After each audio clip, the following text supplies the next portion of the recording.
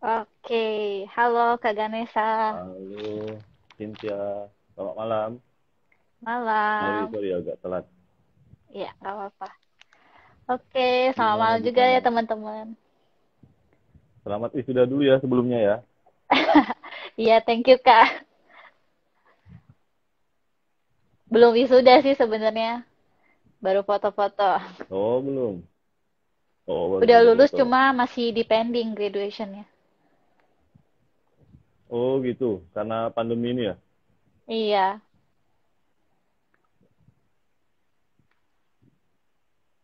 suaranya jelas gak Kak? Jelas ya?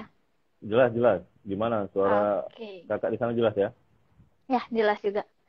Iya. Oke, mungkin udah jam 7.36 kita mulai aja Hmm. kali ya Kak ya. Ya, ya. Oke, pertama-tama makasih banyak ya teman-teman udah mau join di live malam ini. Hari ini saya Cynthia, content creator edukasi hukum, ditemani oleh Kak Ganesha. Mungkin Kak Ganesha mau perkenalkan diri dulu nih, biar Oke, baik. teman-teman lebih dekat. Iya, baik. Terima kasih ya lu. Selamat malam teman-teman semua. Terima kasih kepada Cynthia yang punya akun Kepoin Cin ya sekarang namanya ya, bukan Iya, Kepoin Cin lagi ya. Jadi perkenalkan nama saya, nama lengkap Ferdiam Ganesha.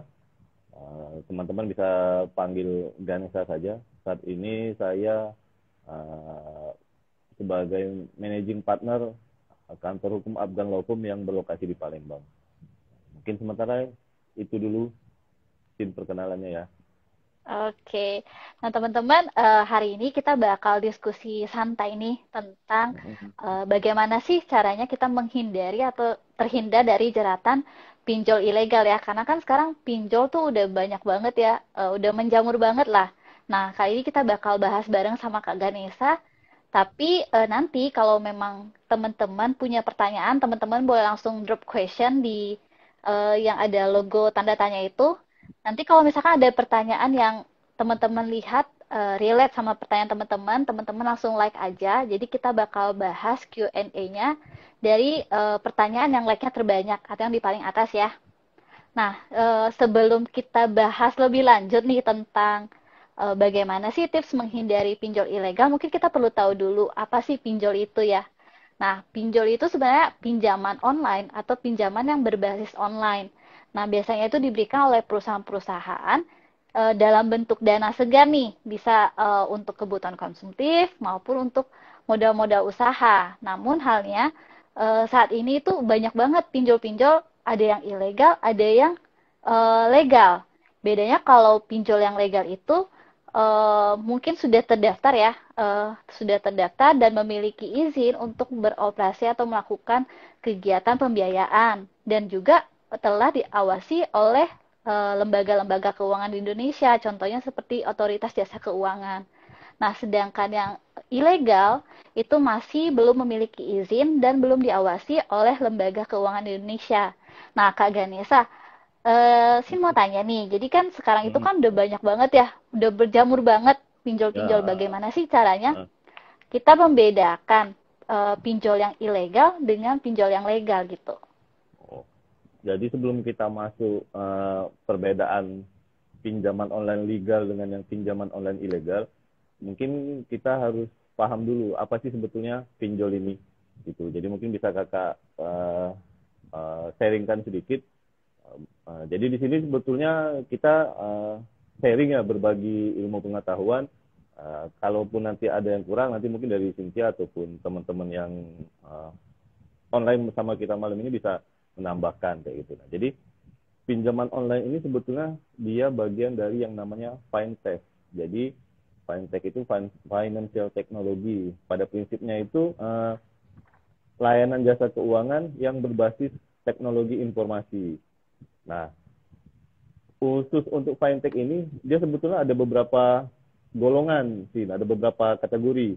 Ada yang mengatakan ada 3 kategori, ada yang menyatakan 4 kategori.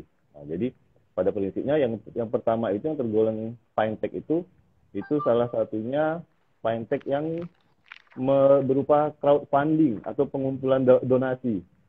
Pasti tahu kan yang sering muncul itu iklannya di apa medsos kita. Nah, kemudian yang kedua itu fintech yang bergerak di bidang dompet digital.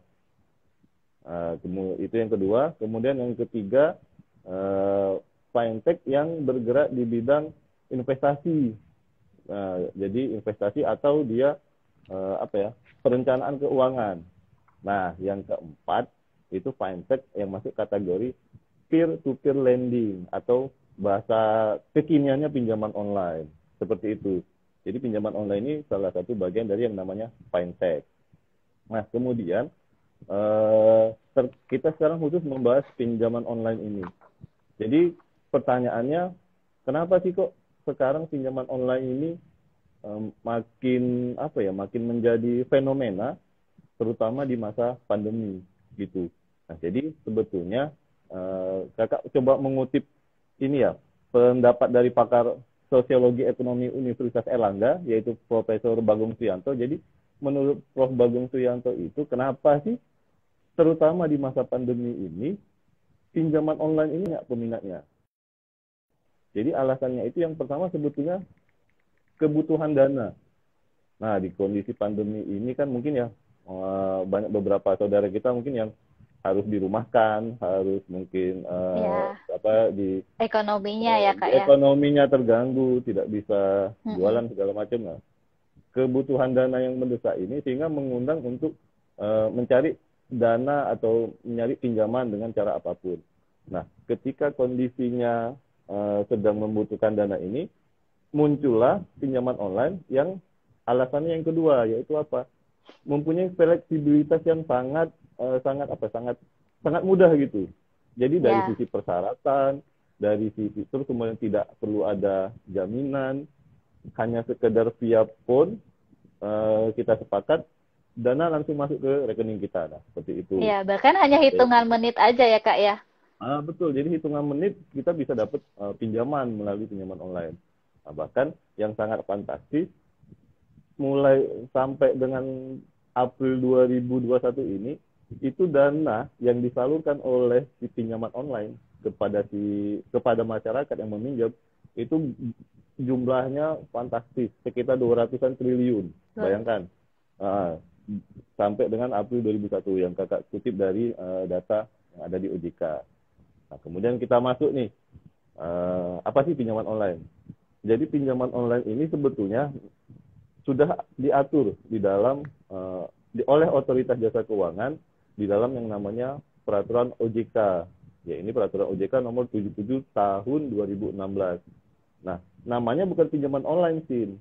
Tapi namanya itu layanan pinjam-meminjam berbasis teknologi informasi. Itu namanya. Jadi pinjaman online itu bahasa yang awam yang bahasa gaulnya di masyarakat, bahasa gaulnya lah gitu. Nah, di dalam POJK nomor 77 2016 ini, kakak ambilkan intisarinya saja ya, beberapa hal yang mungkin perlu kita perhatikan. Pertama apa? Untuk membedakan pinjaman online yang legal dan ilegal. Nah, di dalam POJK ini, pinjaman online itu sebetulnya melibatkan 3 pihak. Yang pertama itu penyelenggara. Penyelenggara ini platformnya, penyedia gitu. Kan banyak tuh platform pinjaman online. Yeah. Nah, itu. Nah, platform atau penyelenggara inilah yang mempertemukan 2 pihak yang lain. Siapa? Lender atau pemberi pinjaman dengan si borrower, penerima pinjaman. Nah, ketiga pihak ini hubungan seperti apa? Mereka ini diatur oleh 2 perjanjian. Perjanjian pertama antara si penyelenggara platform dengan si pemberi pinjaman. Nah, kemudian perjanjian yang kedua dalam skema pinjaman online ini, yaitu perjanjian antara si pemberi pinjaman dengan si penerima pinjaman. Jadi sebetulnya yang memberikan dana pinjaman ke peminjam itu sebetulnya bukan si penyelenggara, bukan platform, tapi ada bisa orang, bisa badan hukum yang itu ada lokal maupun asing yang mempunyai dana dan memberikan pinjaman itu ke penerima. Jadi sebetulnya bukan si platform itu yang memberikan pinjaman ke si peminjam kayak gitu. Nah, itu. Nah, sehingga yang perlu dipahami, yang perlu diketahui untuk mengetahui legal atau ilegal sebuah platform pinjaman online, perlu diperhatikan itu si penyelenggaranya. Nah, di dalam POJK nomor 77 tadi yang kakak bilang tahun 2016 itu salah satunya dia harus berbentuk PT perseroan terbatas atau koperasi. Nah, itu harus digarisbawahi oleh teman-teman semua. Ya, jadi status hukumnya itu sih, dia harus berbentuk perseroan terbatas atau berbentuk koperasi. Koperasi. Koperasi gitu. Nah, kemudian yang perlu diperhatikan lagi ketika terkait kedudukannya. Jadi ketika sebuah platform ingin mengajukan izin itu ke OJK, maka si platform ini salah satu syarat yang harus dipenuhi adalah yaitu mempunyai tempat dan kedudukan yang jelas. Nah, mempunyai tempat dan kedudukan yang jelas. Jadi ada kantornya, kemudian punya sumber daya manusia yang menguasai jasa keuangan dan teknologi informasi, dan persyaratan yang lainnya. Nah, kemudian yang perlu diperhatikan juga yaitu terkait ketika mereka mengajukan permohonan ke OJK untuk mendapatkan status yang tadi, nah OJK itu mengklasifikasikannya menjadi dua, yaitu statusnya yang pertama terdaftar, yang kedua statusnya adalah memiliki izin. Loh, apa sih Kak bedanya? Jadi, kalau dia terdaftar, dia hanya punya masa berlaku 1 tahun, Sin. Nah, misalnya kakak nih, platform nih, mau mengajukan status terdaftar nih ke OJK untuk menyelenggarakan pinjaman online.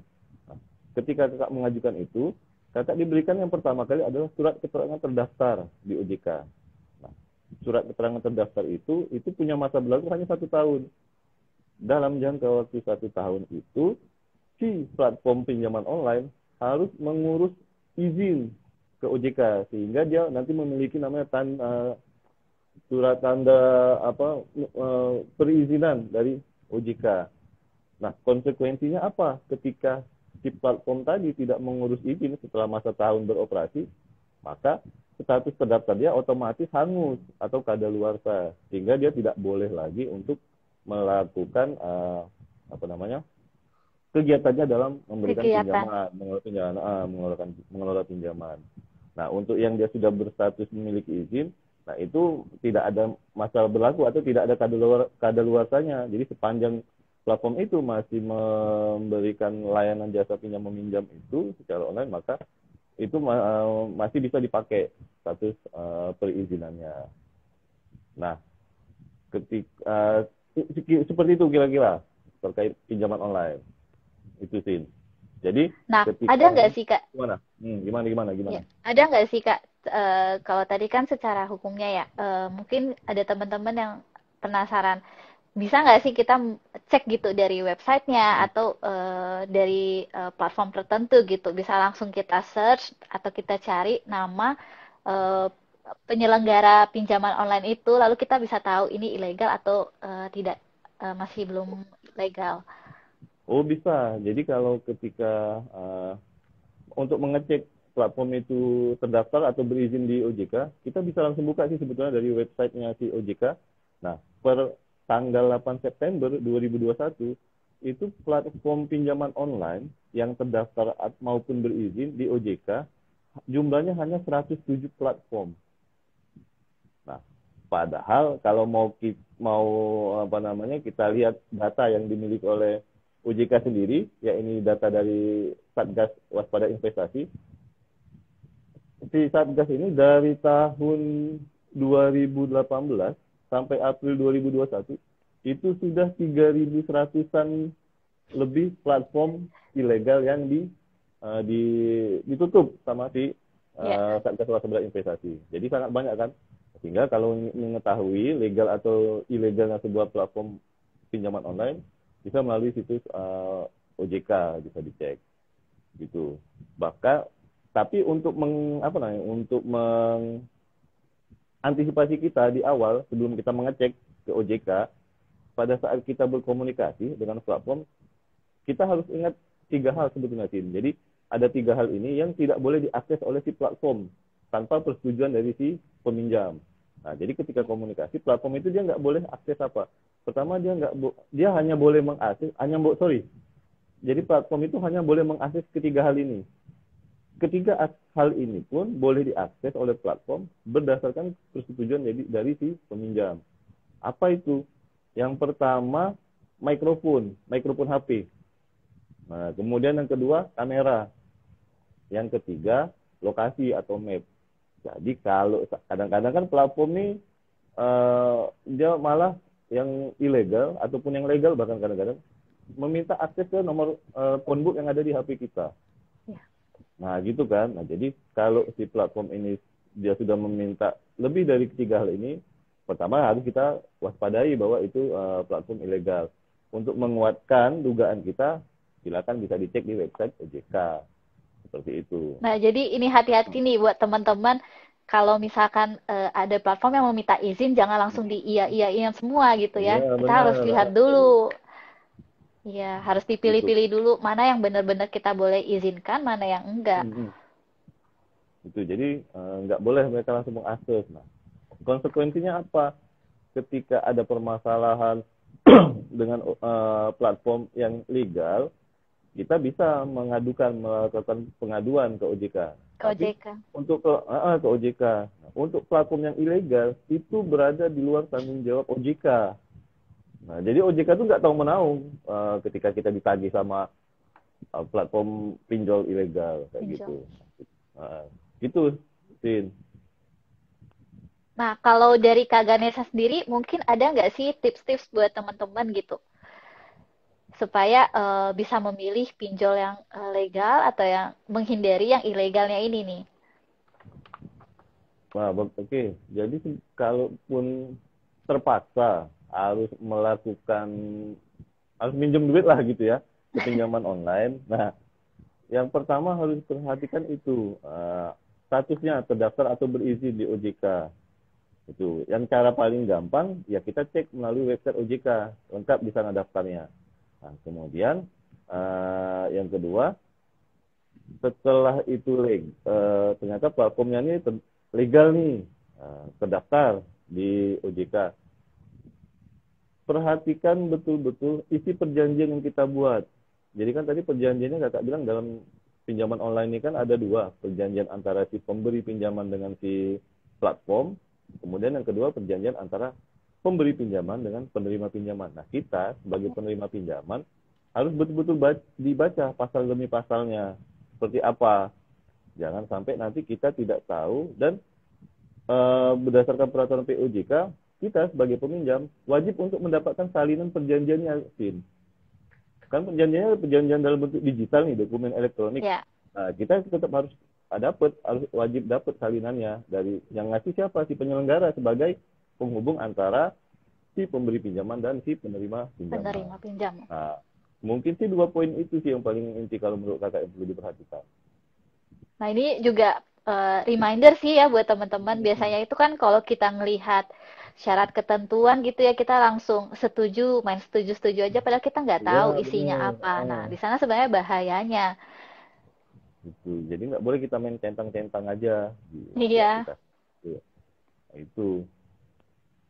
Nah, Kak Ganesha, mungkin nih ada di antara teman-teman nih yang udah terlanjur lah gitu ya Kak, udah terlanjur ada di lingkaran pinjol ilegal itu. Sebenarnya ada nggak upaya yang bisa mereka lakukan gitu untuk keluar dari lingkaran jeratan pinjol itu? Oke, baik.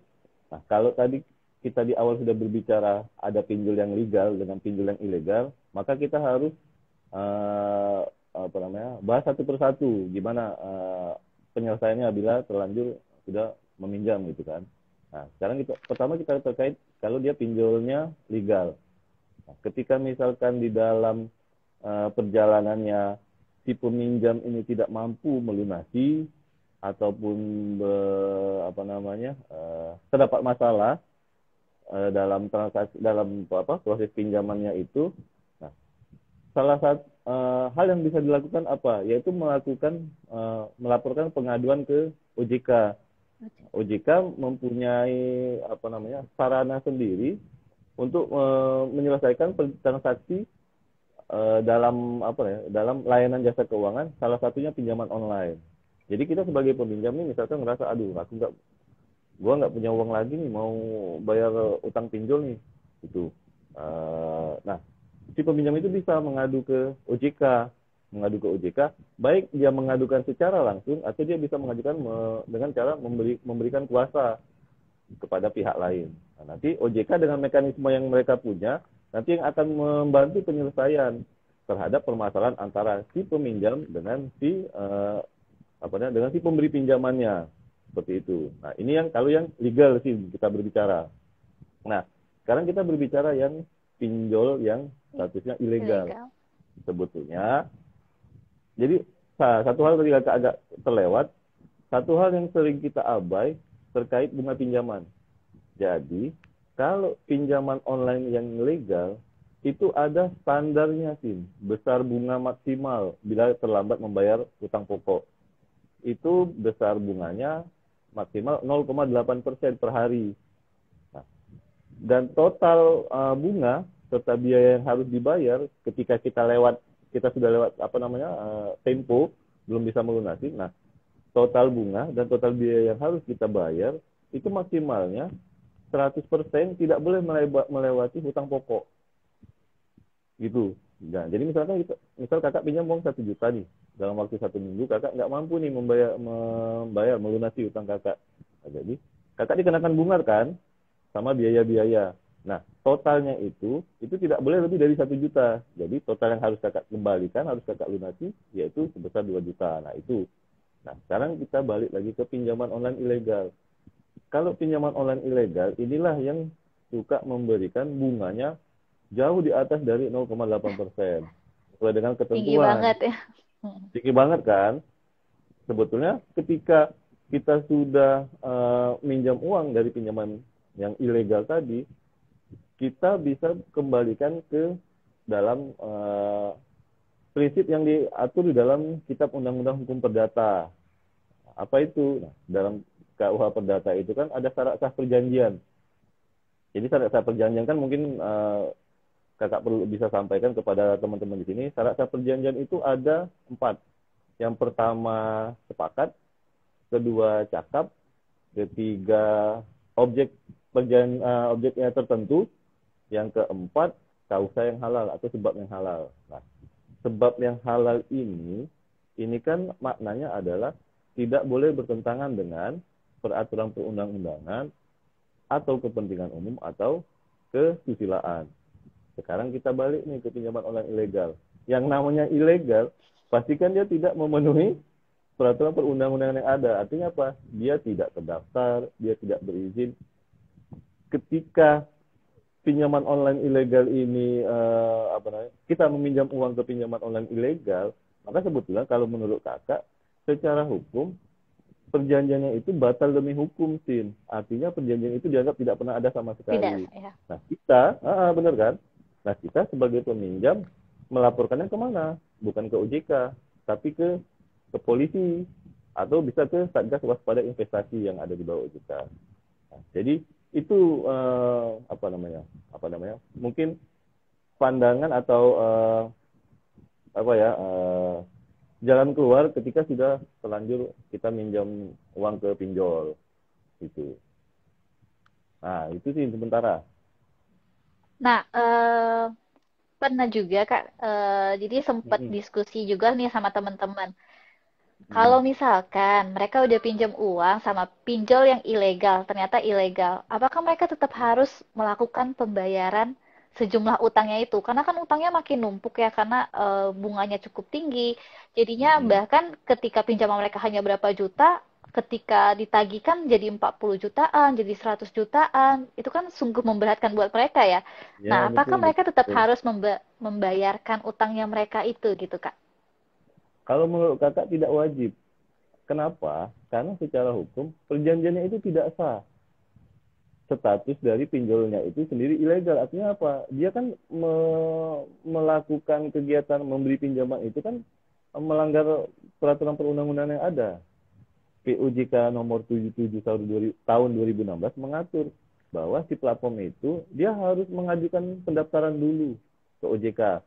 Baru boleh dia beroperasi atau memberikan menjadi penghubung antara si pemberi dengan si penerima pinjaman. Jadi, ketika misalkan yang si platformnya ini ilegal, maka secara hukum dia sudah melakukan perbuatan yang tidak halal atau melakukan perbuatan yang bertentangan dengan peraturan perundang-undangan.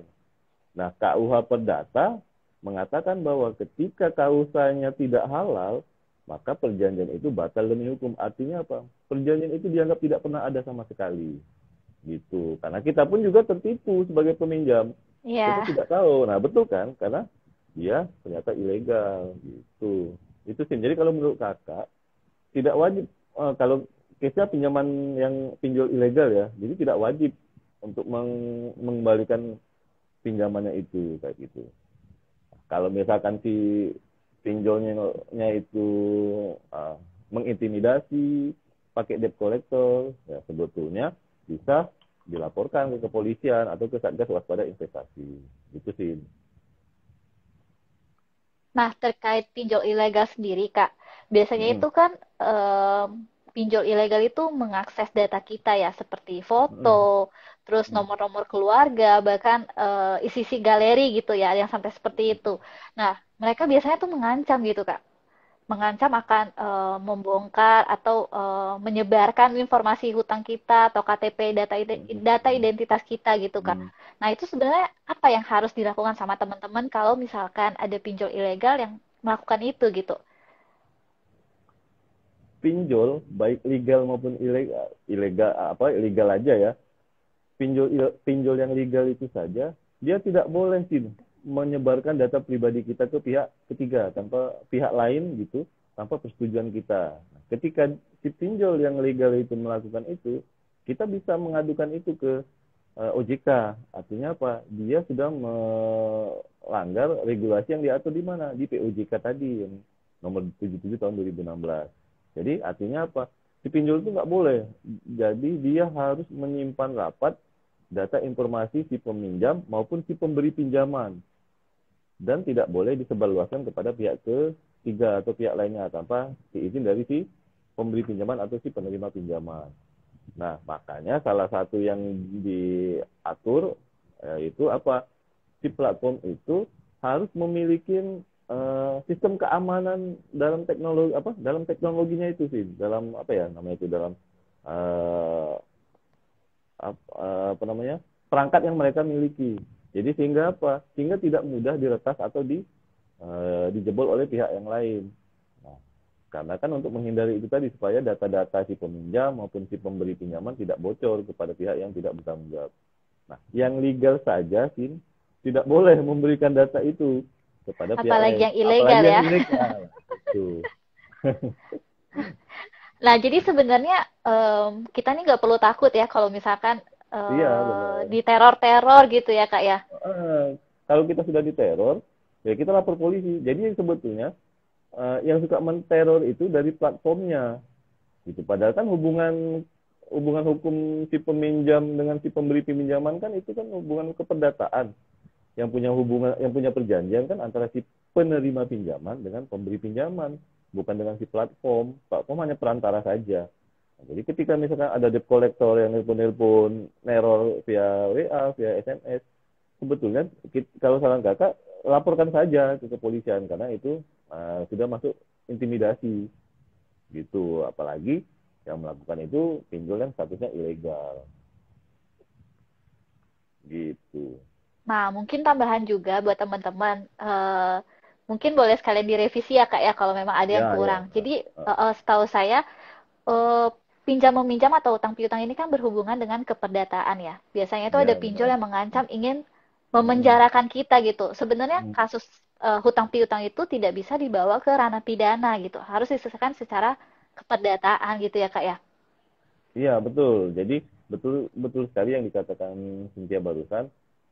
Hubungan keperdataan khususnya utang piutang, pinjam meminjam uang ini, apalagi dia jelas ya perjanjiannya secara tertulis, sebetulnya tidak bisa ditarik ke ranah pidana. Sehingga ketika kita posisi sebagai si peminjam, ketika kita tidak mampu melunasi pinjaman kita diancam nih, diteror sama si pemberi pinjaman atau melalui pihak ketiga. Nah, atau bahkan mau dipenjarakan. Secara hukum itu tidak bisa, karena apa? Karena di dalam Undang-Undang Perlindungan HAM itu sudah jelas di salah satu pasalnya, seingat kakak pasal 19, mengatur bahwa tidak bisa dihukum, tidak bisa dipidana terhadap hubungan hutang piutang atau pinjam meminjam. Dan juga sudah ada beberapa jurisprudensi putusan Mahkamah Agung yang menyatakan bahwa hubungan keperdataan yang lahir dari hutang piutang, pinjam meminjam itu tidak bisa dipidanakan. Artinya dia tetap masuk ke ranah perdata. Perdata. Itu. Jadi jangan khawatir kalau misalkan ditagih hutang piutang diancam mau dipidana, karena konstruksi hukumnya sudah jelas. Jadi secara normanya di Undang-Undang Perlindungan HAM sudah mengatur itu tidak boleh dipidana bila itu terkait hutang piutang kayak gitu. Cuma sih memang faktanya di dalam masyarakat kita ya pinjam meminjam ini kalau si penerima pinjaman tidak mampu, biasanya gitu pemberi pinjaman ngancem lah, nanti kamu saya laporin ke polisi nih segala macam. Nah, kita yang awam kan nggak tahu apa sudah takut gitu. Padahal sebetulnya secara normatif itu tidak bisa gitu. Dia tetap masuk ke ranah hukum perdata, bukan ke pidana.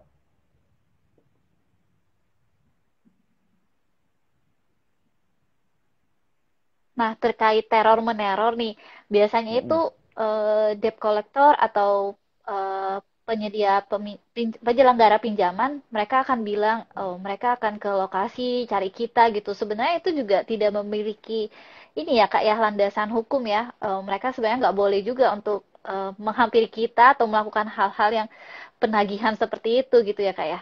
Iya, betul, betul. Jadi hubungan keperdataan itu tetap harus diselesaikan secara kekeluargaan, tidak bisa dilakukan dengan pengancaman, intimidasi, kayak gitu. Jadi ketika hal itu terjadi, sebetulnya itu sudah masuk ranah pidana menurut kakak.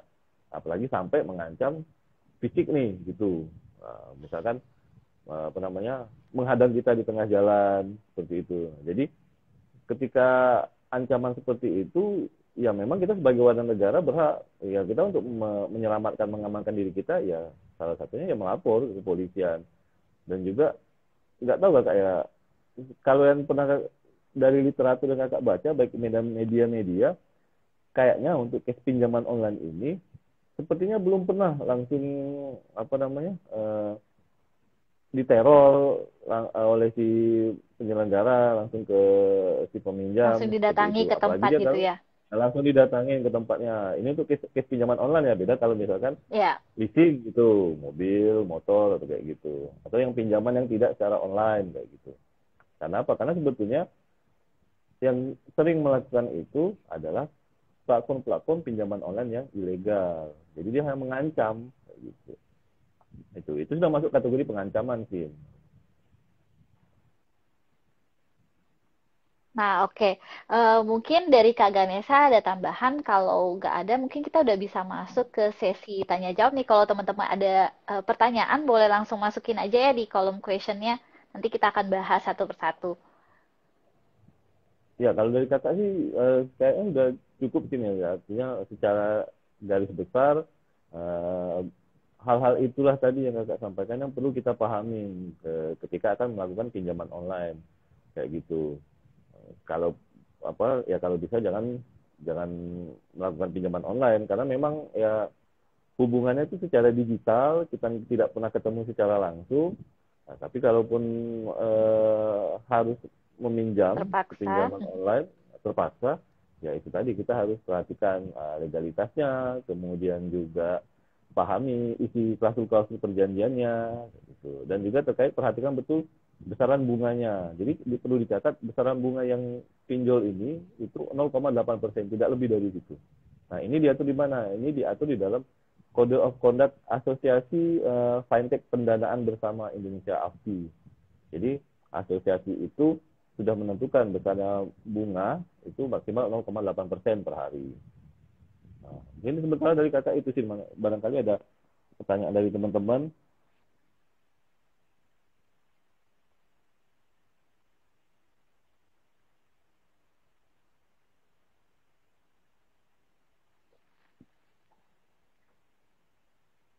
Nah, mungkin Cynthia tanya lagi deh kalau belum ada pertanyaan. Hmm. Nggak Biasanya apa-apa. itu Kak, ada beberapa kasus di mana ketika kita melaporkan ke kepolisian gitu ya, kita merasa terintimidasi dan sebagainya, ternyata nggak ditanggepin secara serius gitu oleh pihak kepolisian. Nah, apa yang harus kita lakukan ketika laporan kita tidak ditanggapi dengan serius? Ini kita untuk yang statusnya ini ya pinjol ilegal atau legal. Jadi kalau misalkan yang kalau pinjol legal itu tadi sudah jelas sarannya kita melapor ke OJK.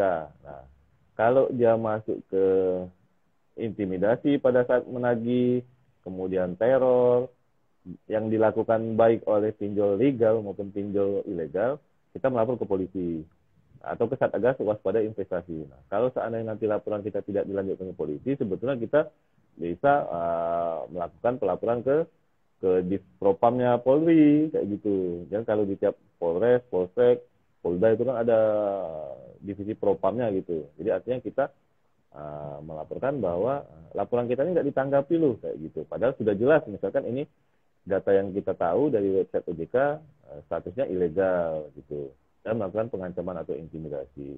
Nah, jadi kita melaporkan ke ini ke propam supaya apa? Supaya nanti yang laporan kita itu nanti menjadi ditindaklanjutin oleh apa? Oleh polisi yang menerima laporan kita gitu. Nah, apa aja yang perlu kita siapin untuk membawa laporan kita ke kepolisian? Mungkin bukti-bukti elektronik ya, seperti kalau dia misalkan SMS atau WA, nah itu bukti-bukti elektronik itu kita cetak, nah itu jadi bahan laporan kita. Atau misalkan apalagi ada rekaman elektronik yang lain, misal bukti perjanjiannya ataupun rekaman suara pada saat berkomunikasi. Nah, bisa juga kita ambil data dari OJK kan misalkan pinjol pinjol ilegal kan nggak ada di daftarnya itu. Nah jadi kita melaporkannya eh, membawa bukti-bukti itu tadi. Tapi sih memang ya karena ini kan hubungannya ini kan kita dalam dunia digital sih. Jadi memang perlu apa effort yang lebih gitu Effort lebih. untuk untuk Iya, membuktikan betul-betul. bahwa karena kalau pinjol Gak legal kan gampang kita ya, jelas Kak ya? agak gampang. Kalau pinjol legal, kita tahu nih kantornya di sini, alamatnya, gedungnya di sini, direkturnya si ini. Tapi kalau Semua pinjol ilegal jelas. kan enggak itu Mm-mm. kan. Kita nggak tahu di mana kantornya, tiba-tiba ada orang menghubungi. Bahkan yang lucu kadang-kadang saudara kita, teman kita, itu juga ditelepon sama si pinjol ini. Pinjol. Pak, oleh pinjol kan, kakak pernah ngalamin. Jadi Pak, bapak temannya si A ya. Loh, kenapa? Kakak bilang, ya Pak, ini soalnya dia punya utang di sini. Nah, soalnya kami hubungi dia nggak masuk-masuk. Loh, kakak pun kaget. Nah, jadi ketika kakak konfirmasi ke teman itu, teman tapi bilang, nggak pernah. Dan aku ngasih nomormu ke situ nggak pernah. Jadi apa ternyata dia mengambil akses phonebook kita itu tadi, Sim. Nah, makanya tadi kakak bilang, tiga hal yang boleh diakses dengan seizin dari si penerima pinjaman. Kamera, mikrofon, sama lokasi. Nah, jadi, kalau ada pinjol yang nelpon kita minta akses ke phonebook, jangan diikuti. Nah, itu pasti modusnya sudah patut Langsung tolak aja. dicari. Iya. Langsung ditolak, kayak gitu. Nah, itu sih. Jadi, bukti-buktinya perlu disiapkan itu. Dokumen elektronik, rekaman suara, kalau ada rekaman video pada saat kita mungkin komunikasi kayak gitu. Nah, kalau dari pinjol sendiri nih, Kak. Nah, Sebenarnya kalau mereka mengakses phonebook kita, lalu menghubungi saudara-saudara kita, terus mereka bilang bahwa kita memiliki utang piutang segala macam, sebenarnya apa yang bisa kita lakukan gitu pelindungan hukumnya? Karena kan itu membuka data diri kita juga ya, Kak ya. kalau dia pinjol legal, kita bisa laporkan atau kita adukan ke OJK. Nah, nanti seandainya terbukti bahwa si pinjol itu menyebarkan data pribadi kita tanpa seizin kita, mereka bisa dapat sanksi. Sanksinya macam-macam nih. Ada yang ditutup, bisa diberikan sanksi administratif, dicabut izinnya, seperti itu. Nah, jadi mereka akan dapat sanksi sih. Nah, kalau seandainya sanksi itu masuk ke ranah pidana, kita bisa ditarik ke sanksi pidana yang diatur oleh Undang-Undang ITE. Nah, hal ini pun berlaku terhadap pinjol yang ilegal.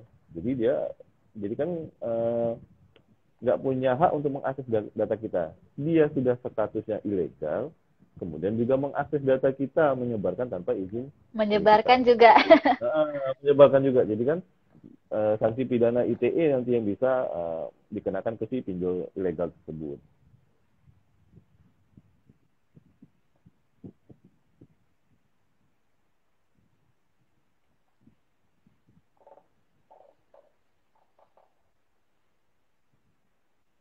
Halo, ya? Ya, Putus ya, halo. Sin? Putus nggak? Iya, kayaknya terputus dikit. Oh, ini putus nggak?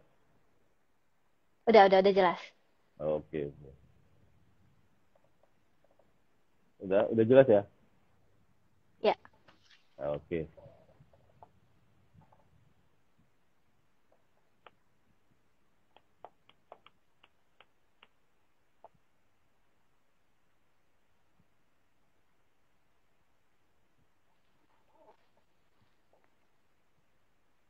Ya, halo.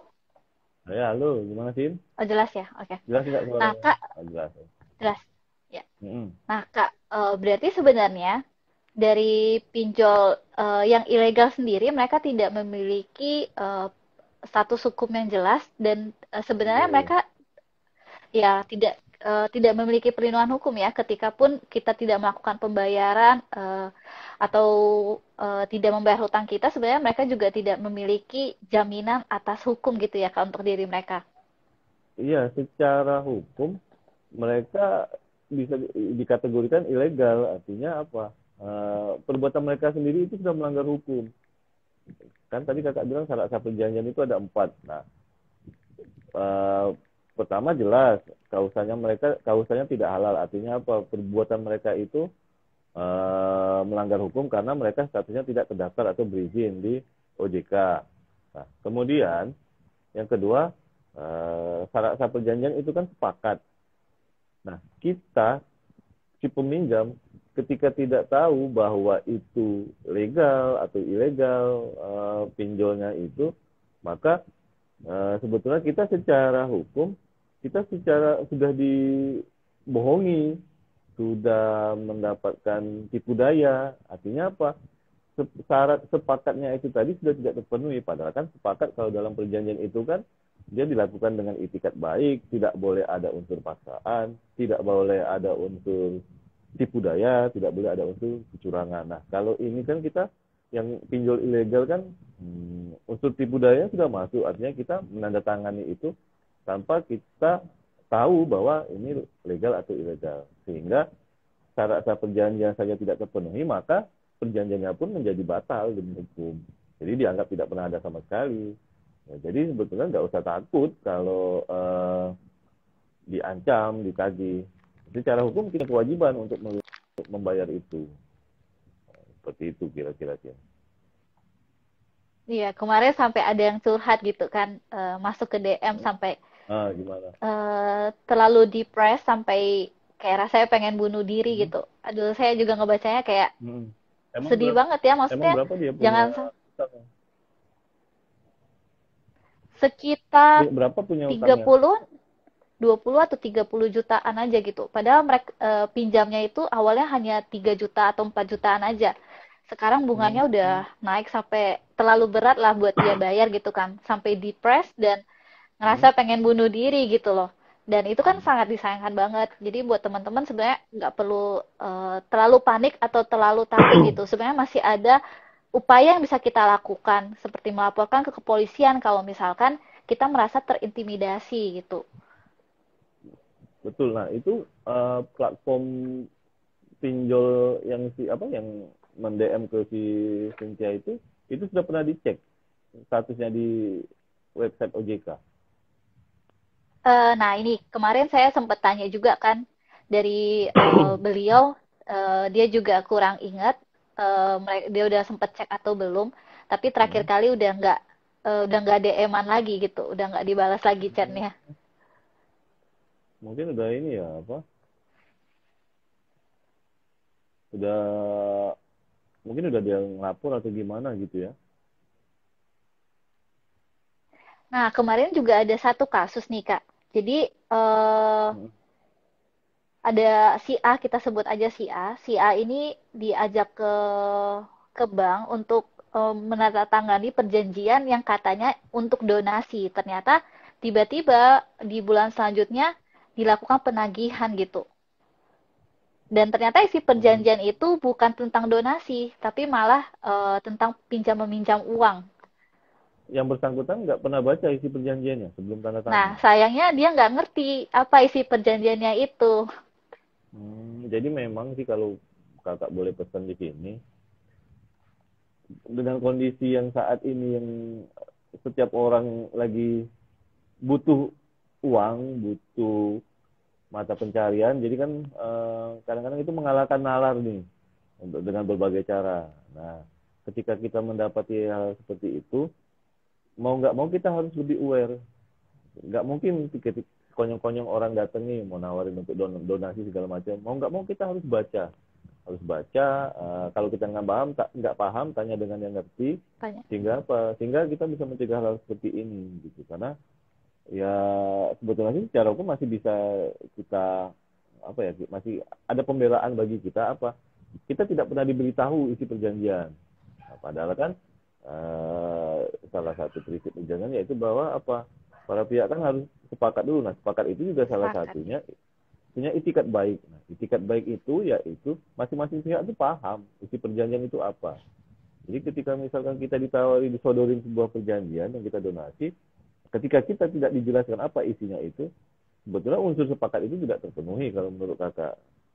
Itu karena ada uh, tipu daya di situ, karena kita tidak diberi kesempatan untuk memahami isi perjanjian. Jadi sebetulnya masih bisa di pembelaan kita di Masih ada situ, upaya ya, Kak ya. masih ada upaya. Gitu. Nah, ini juga mungkin sebagai pembelajaran juga buat kita semua. Setiap kali kita dikasih suatu dokumen atau perjanjian, dibaca dengan baik gitu. Kalaupun kita nggak ngerti, ya kita tanyain aja gitu sampai kita ngerti apa Iya, sih isinya, benar. baru kita tanda tangani. Jangan main asal tanda tangan gitu. Ya, karena gini, kita yang melakukan peminjaman uang di bank atau kita melakukan perjanjian leasing pada saat beli kendaraan atau beli rumah, kita kan harus baca nih isinya seperti apa gitu supaya kita uh, tidak salah apa namanya tidak salah menafsirkan, kita tidak nanti tidak menyesal, oh ternyata kok isinya seperti ini. Nah, makanya kita harus baca dulu. Nah, apalagi dan dalam perjanjian yang tiba-tiba orang datang ngedorin kita perjanjian, nah, kita mau nggak mau harus aware, harus kita baca gitu, jangan kita mau-mau saja. Karena sudah beberapa case yang pernah kakak temuin, eh, jangankan yang platform yang kita tidak pernah tahu sama sekali, platform yang sudah kita kenal, yang kadang-kadang itu sering muncul di beranda medsos kita pun, itu orang pernah mengalami penipuan. Dan itu dialami sendiri oleh saudara kakak kayak gitu. Jadi yang tadinya dia mau punya niat baik mau berdonasi, malah uang dia hilang di bank di rekeningnya kayak gitu. Nah, itu. Jadi memang betul-betul kita dengan dunia apa digital yang semakin berkembang ini mau nggak mau kita harus lebih aware gitu. Jangan gampang memberikan akses apapun itu kepada pihak lain yang kita tidak pernah bertatap muka, tidak pernah bertemu secara langsung. Itu kiat-kiatnya dari kakak sih. Nah, ini ada pertanyaan nih dari teman kita. Kenapa Gimana? pinjol ilegal Kenapa pinjol legal juga bisa menyebarkan data dan menggunakan kata-kata kasar? Apa itu salah prosedur yang wajar atau bagaimana itu, Kak? Oke, baik. Jadi kalau dia pinjol ilegal, sebetulnya dia terikat dengan regulasi yang ada di PUJK, yaitu PUJK nomor 77 tahun 2016. Nah, hal-hal yang diatur di situ diantaranya pertama terkait pertanyaan tadi, tidak boleh menyebarkan data informasi pribadi si peminjam maupun si pemberi pinjaman kepada pihak lain tanpa izin dari si yang bersangkutan. Nah, kedua, tidak dibolehkan untuk melakukan penagihan, kemudian dengan cara-cara yang memberikan ancaman, memberikan intimidasi. Dan ketika itu dilakukan oleh si pinjol tadi, maka perbuatannya itu bisa diadukan ke OJK, sehingga nanti OJK yang akan memberikan sanksi ke si pinjol yang tadi, yang dia terdaftar maupun berizin di OJK. Jadi tetap tidak boleh, meskipun pinjol itu legal, dia tetap terikat dengan regulasi itu. Tidak boleh menyebarkan informasi pribadi kepada pihak lain. Dan kedua, tidak boleh melakukan cara-cara yang bertentangan dengan regulasi yang ada. Nah, kalau dia melakukan pengancaman, intimidasi, itu kan sudah tidak dibenarkan, sudah bertentangan dengan hukum pidana yang ada di negara kita. Jadi tetap tidak boleh pinjol yang legal melakukan hal-hal yang seperti itu tadi. Termaksud menyebarkan data pribadi kita ya Kak ya? Termasuk menyebarkan data pribadi kita, nggak boleh. Nah, cuma kan masalahnya kayak gini sih, kita kadang-kadang baru buka rekening bank, atau kita baru buat ATM nih, atau kita mau ngomong baru buat kartu digital itu loh, dompet digital, nah, yang kita bisa bayar tol, bisa bayar parkir segala macam. Kadang-kadang setelah kita membuat rekening, membuat ATM, membuat dompet digital tadi dengan berbagai macam aplikasi, tiba-tiba kan banyak nih masuk. Ada WA, ada SMS, nawarin ini lah, nawarin itu. Nah, kadang-kadang kita sendiri juga bingung. Ini siapa? Ini apa? Ada yang dapat dari mana nomornya gitu ya? Nah, dapat dari mana nomornya? Nah, terus kita mau melapor tadi, siapa yang mau kita laporkan? Kita juga kadang-kadang bingung gitu kan. Gitu, makanya sebetulnya sih salah satu yang bisa yang menjadi kadang-kadang laporan kita tidak dilanjuti polisi terhadap hal itu, yaitu tadi kita juga kesulitan untuk menemukan ini sebetulnya siapa yang menyebarkan kayak gitu, karena kita nggak pernah tahu. Tiba-tiba jangan kan itu, ketika kita baru ngisi donasi saja diminta nomor HP, tiba-tiba kok banyak yang WA, jadi ada WhatsApp, SMS semua. itu. Jadi memang betul-betul kita dapat WhatsApp, SMS kan. Jadi memang betul-betul kita harus sangat waspada di dunia digital yang makin berkembang ini untuk memberikan akses terhadap data pribadi kita kepada orang lain. Nah, mungkin kalau misalkan merasa terganggu atau teman-teman terima SMS sejenisnya gitu, bisa langsung diblok aja kali ya. Nah, mungkin paling simpel diblok nomornya. Kayak gitu. Diblok nomornya sehingga tidak bisa lagi dihubungi kan, kayak gitu.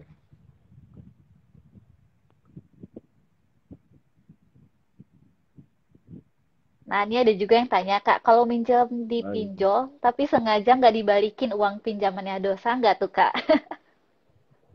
Kalau perkara dosa, itu bukan kapasitas kakak untuk menjawab ya, karena kalau dosa kan hubungan kita sama Tuhan yang Maha Kuasa, kayak gitu. Tapi kalau secara keperdataan, kalau itu pinjolnya legal, kita lihat apa isi perjanjiannya, gitu. Apa konsekuensinya ketika kita sebagai peminjam tidak bisa mengembalikan pinjaman itu. Seperti itu. Kita harus lihat lagi isi pasal-pasal dalam perjanjiannya apa. Dan ingat, sebagai peminjam, kita punya hak untuk meminta salinan perjanjian yang dibuat secara elektronik itu. Gitu. Jadi kalau misal tidak diberikan salinan perjanjian, harus kita minta, jangan kita diam saja. Jadi kita bisa tahu apa sih isi-isinya, apa hak kewajiban kita gitu sebagai si peminjam, berapa besarnya nilai bunga, kayak gitu. Jadi kita tahu hak dan kewajiban kita. Jadi bisa kita bisa konsekuensi apa sih yang akan kita terima ketika kita tidak memenuhi perjanjian atau tidak melunasi utang itu. Nah, itu kita lihat di dalam pasal-pasal perjanjian itu tadi sih. Gitu. Ya mungkin salah satunya sering-sering pantengin channel kayak Kepoin Cin ini, jadi tahu gitu. Sekarang juga di follow akunnya Kakak Ganesha ini, jadi ada informasi tentang hukum. Kak Ganesha juga ada channel YouTube kan ya, di sana sering sharing juga tentang hukum. Ya, jadi ya ini yang bisa kakak lakukan, artinya dengan hal-hal yang kecil ini uh, banyak sebetulnya hal-hal yang bersinggungan dengan hukum itu yang ada di masyarakat yang tanpa disadari oleh masyarakat sendiri akan punya dampak hukum ke dirinya gitu. Sehingga Ya, ya betul betul. kita sebagai orang hukum punya kewajiban untuk itu, melalui apa? Melalui channel-channel YouTube, melalui metode seperti ini gitu. Jadi orang semakin memahami hukum, semakin menganggap hukum itu sebagai budaya, sehingga ketika sebuah negara memiliki masyarakatnya menjadikan hukum sebagai budaya, maka negara itu akan memiliki peradaban yang tinggi. Seperti yang dikatakan oleh almarhum Adnan Dwi Nasution kayak gitu. Nah, nggak kerasa nih Kak, udah mau 1 jam, udah Oh satu ya, jam. Nah, ini mungkin satu pertanyaan terakhir kali ya. ya. Hmm, Tanda tangan perjanjian elektronik di pinjol itu apakah memiliki kekuatan hukum atau enggak, Kak? Oke, jadi tanda tangan elektronik itu sebetulnya salah satu bagian dari dokumen elektronik yang diatur di dalam peraturan pemerintah mengenai penyelenggaraan sistem elektronik, sepanjang kita sebagai pihak menandatangani itu memahami itu, sehingga ketika kita sudah membubuhkan tanda tangan kita dalam bentuk tanda tangan elektronik itu, maka itu dianggap sah dan berlaku, dan tanda tangan elektronik itu diakui sebagai sebuah dokumen elektronik yang nanti ketika terjadi perkara hukum dapat dijadikan sebagai salah satu alat bukti dalam penyelesaian perkara hukum tersebut. Jadi sah tanda tangan elektronik itu, dan diatur di dalam Undang-Undang ITE berikut turunannya, seperti itu sih. Apakah termaksud concern tombol setuju atau klik ya gitu, Kak? Karena itu kan juga Betul. Jadi termasuk concern atau persetujuan ya. iya betul. Jadi eh, kalau khusus dalam pinjol ini, di dalam regulasinya itu jelas diatur. Jadi si platform itu harus memberikan penjelasan yang bisa diterima oleh si penerima terkait menu itu tadi, menu persetujuan, sehingga itu tidak boleh dikaburkan ya, atau disamar-samarkan kalau bahasa hukumnya. Sehingga apa? Sehingga si penerima pinjaman memang tahu, oh ketika saya menekan tombol persetujuan ini, artinya saya sudah menyetujui, dan itu menjadi sebuah dokumen elektronik yang nantinya akan mempunyai kekuatan hukum bagi si penerima pinjaman. Itu. Oke, mungkin ada pesan terakhir gak? Bukan pesan terakhir ya. Maksudnya pesan terakhir dalam sesi ini gitu. Dari Kak Ganesha untuk teman-teman gitu. Ya, baik. Jadi kalau seperti yang kakak bilang tadi, terkait dengan pinjaman online ini, kalaupun kita harus meminjam uang melalui platform pinjaman online, pesan kakak cuma satu. Pertama, harus kita pahami legalitas dari si penyedia platformnya. Gitu. Apakah dia terdaftar atau berizin di OJK. Kemudian yang kedua, pahami dan baca isi perjanjiannya, pasal demi pasalnya, sebelum kita menyetujui atau kita menandatangani perjanjian itu.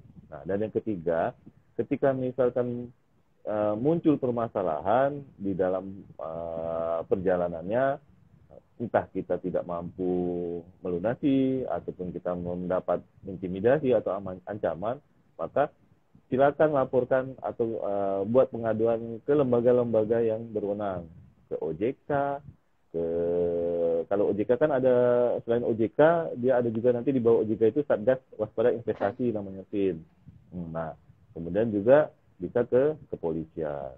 Jadi mungkin 3 itu yang bisa kakak sampaikan supaya ini menjadi aware kita semua terhadap makin maraknya pinjaman online ini kayak gitu.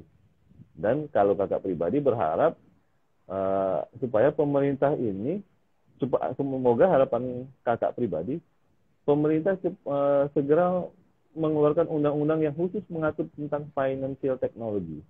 Nah, jadi segala hal terkait dompet digital, pinjaman online, kemudian apalagi crowdfunding, yang donasi-donasi itu diatur secara khusus dalam sebuah undang-undang, sehingga tidak apa regulasi yang ada saat ini kan terpisah-terpisah nih, ada yang mengaturnya di sini, ada yang di Kementerian Informasi, ada yang di OJK, dan berbagai macam. Nah, mungkin itu. Dan sebenarnya ada beberapa hal yang masih belum memadai gitu dalam undang-undang yang sekarang. Tidak cukup mengejar kemajuan fintech di Betul, Indonesia. betul. Jadi kita terlambat. Jadi faktanya sudah terjadi, regulasinya belum ada gitu. Gitu sih. Itu mungkin yang pesan-pesan yang bisa kakak sampaikan untuk teman-teman semua, sehingga kita bisa betul-betul lebih waspada dan lebih teliti terhadap pinjaman online ini. Oke, karena waktu udah 1 jam, gak kerasa banget. Ya, Mungkin kapan-kapan kita bisa bincang santai bareng lagi nih, ya, Kak. siap, siap. Nanti kakak ada tema lain perlu kita diskusikan, kakak siap untuk diundang dalam live IG ngasih Cynthia ini. Ya, oke, siap, Kak. So, buat teman-teman, makasih banyak udah ngikutin saya dan Kak Ganesha dari awal sampai sekarang. Sampai jumpa di bincang santai selanjutnya ya. Ya, oke, makasih ya, Sin. Kakak izin Thank you, pamit. Kak. Thank you, Ya, teman-teman. sama-sama.